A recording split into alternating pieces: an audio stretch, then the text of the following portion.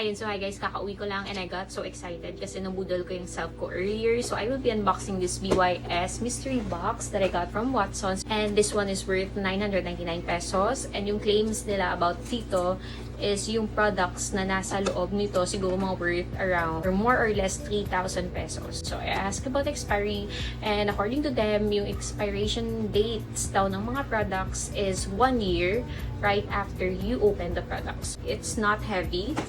It's not lightweight either. Sakto lang. So we are gonna cut this. I'm excited! Okay, so let's now open the box and see what's inside.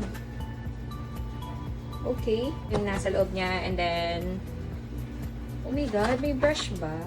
O sabi kasi kanina talaga sa akin, meron daw kasamang palette dito, and yung palette is worth 800 or 900. Parang kanina doon ako na-convince since wala naman akong eyeshadow palette, so baka kailangan ko. So inside we have 1, 2, 3, 4, 5 products. First one is this makeup eraser, and nakalagay dito worth 999 pesos siya.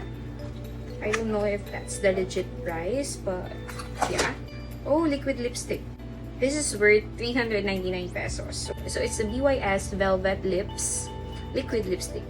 Magsuswatch pa ako. Hindi naman makita kasi pangit yung lighting ko. So I'm not gonna swatch it. Basta parang light pink siya, and pink is not for my lip. I'm just gonna give it to someone na lang. Ooh. This one is Teach Yourself. Tama ba?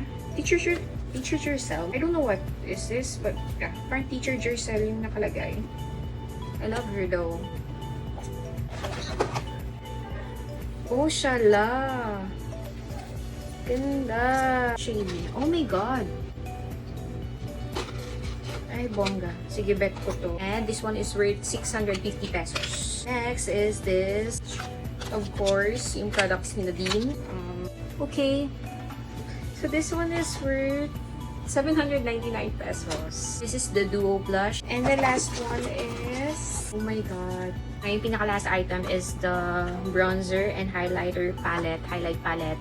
And medyo na-disappoint ako kasi nag-expect ako ng eyeshadow palette. But it's okay if eyeshadow naman kasi hindi ko siya magagamit in daily basis. So ito, medyo mas magagamit ko pa. And actually, I was looking for a bronzer earlier. Kaya pumunta ako ng Watsons. Ako mahanap. So I got a blush from Detail Cosmetics, and kumuha lang ako ng shade na malapit sa brown, but wala talagang bronzer doon. This is worth 1,499 pesos. Ayun, so legit budol siya, girls, and I think I could recommend this to you kasi para sa akin, parang worth it naman na 999 lang yung binayaran mo. So ayun, that's it.